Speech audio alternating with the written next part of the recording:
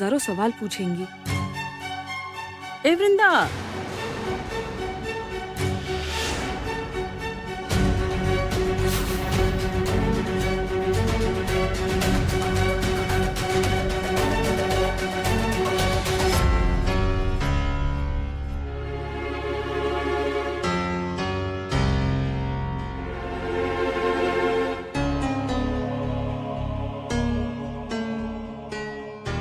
वृंदा, पूजा के खर्चे की कॉपी मिल गई है।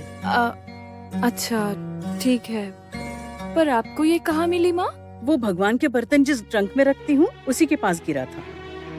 मैं कह रही थी कि मैंने तो देख लिया है, पिछली बार कम से कम करके भी सिर्फ पूजा में ही 10,000 खर्चा हुआ था और उसके ऊपर अब मूर्ति भी लेनी है। और तुम तो कह रही थी कि भगवान के लिए सोने का मांग टीका लेना है, वो शालुक और रौनक के नाम से। बेटा, इतने पैसे तुम कहाँ से लेकर आओगे बेटा? वाकई बहुत खर्चे हैं। और एक बार सोचो बेटा, तुम इतना खर्चा कर पाओगी?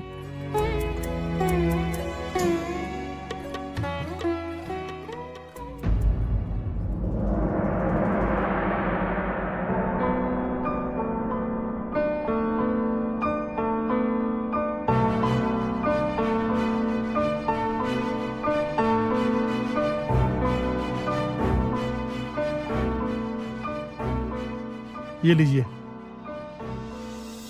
दीदी, जितना खर्च कर पाएंगे ठीक है, साथ में इसे मिलाकर कल पूजा अच्छे से हो जाएगी। गिन लीजिए।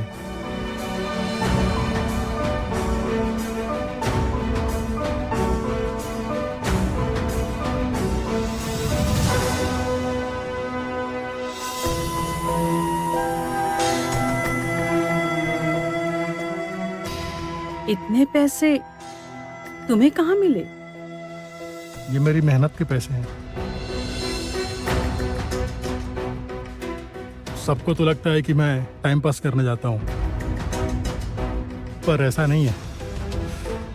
मैं काम भी करता हूँ, पैसे बहुत ज्यादा भी नहीं है। पैसे तो बहुत ज्यादा नहीं है, गिन लीजिए। इतनी रात गए घर में ना होकर तुम यहाँ क्या कर रहे हो? तुम टाइम पास कर रहे हो? घर चलो। मैं यहाँ टाइम पास नहीं कर रहा हूँ, मैं काम से जा रहा हूँ। मेहनत के पैसे? बेटा, तुम नौकरी कर रहे हो, कभी बताया नहीं तुमने? नहीं बताया नहीं। सोचा था पहली तनख्वाह के पैसे आपके हाथ में दूंगा, इसीलिए नहीं बताया। हाँ, लेकिन तुम कहाँ काम कर रहे हो ये तो बताओ। बड़े पापा, उन्होंने रेफरेंस दिया था, वहां पर कांटेक्ट किया, उसके बाद काम मिल गया।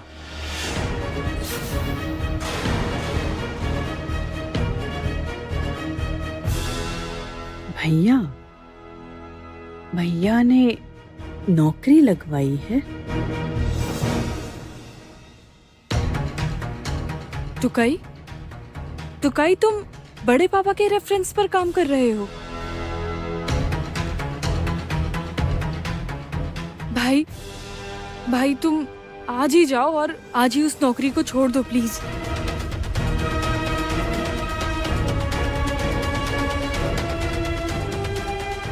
पर क्यों बड़ी दीदी? आपको बड़े पापा पसंद नहीं है, ये अच्छी तरह जानता हूँ।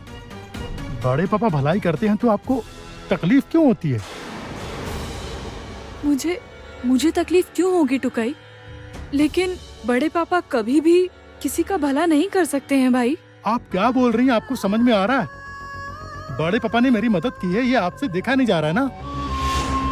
टुकाई तुम मेरी बात सुनो, तुम बड़े पापा को नहीं जानते। उनके हर काम के पीछे कोई ना कोई मकसद जरूर होता है और वो एक ऐसे इंसान है जो हमारे परिवार को हमेशा गिराने की कोशिश करते हैं। भाई, अगर तुम ये नौकरी करोगे, कब किस मुसीबत में फंसोगे तुम्हें इसका एहसास भी नहीं है।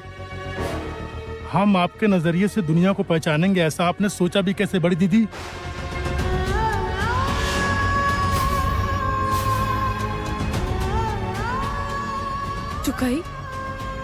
टुकाई मेरी बात सुनो भाई। तुम्हें तो पुलिस बनना है। ये मेरा कितना बड़ा सपना है, बोलो ना भाई। आपके सपने के पीछे मैं क्यों दौड़ता रहूं? ताकि इस नौकरी के पीछे भागते भागते मेरी नौकरी की उम्र ही निकल जाए, है ना?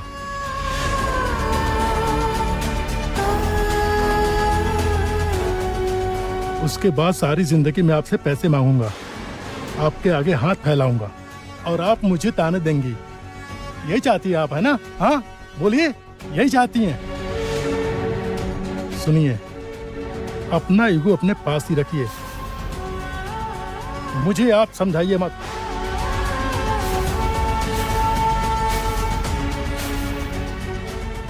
मैं अपना भला बुरा अच्छी तरह समझता हूँ। टुकाई, ये तुम कैसी बात कर रहे हो?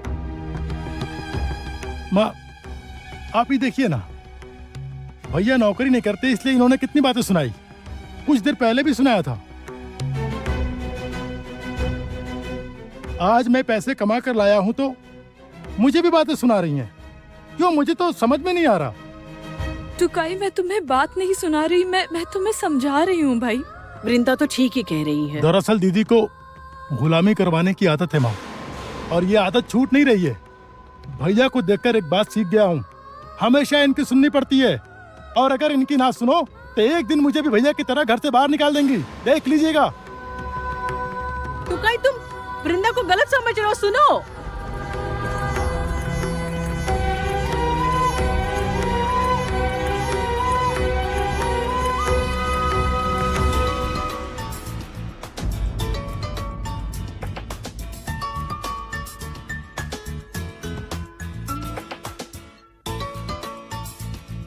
सोमराज,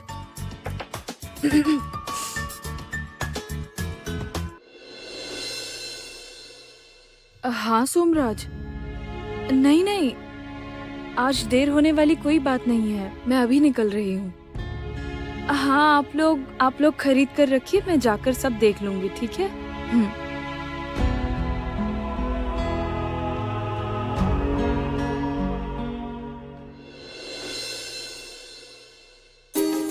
ये लीजिए भैया। ये दिवाली के टाइम पे लाइटिंग से सजाने की बात ही कुछ और होती है। जैसे आजकल पूरी चौल लाइट से सजाने का ट्रेंड चल रहा है, पर हमारे बचपन में ऐसा कुछ नहीं था। तुम्हारे बचपन में क्या होता था पता नहीं, पर हमारे बचपन में सरसों के तेल से दिए जलाए जाते थे और पूरे घर को मोमबत्तियों से अच्छी तरह सजाया जाता था। और भी लगेगा? ये लो। समझे? छोटे बल्ब मिलते थे पर इतने नहीं मिलते थे।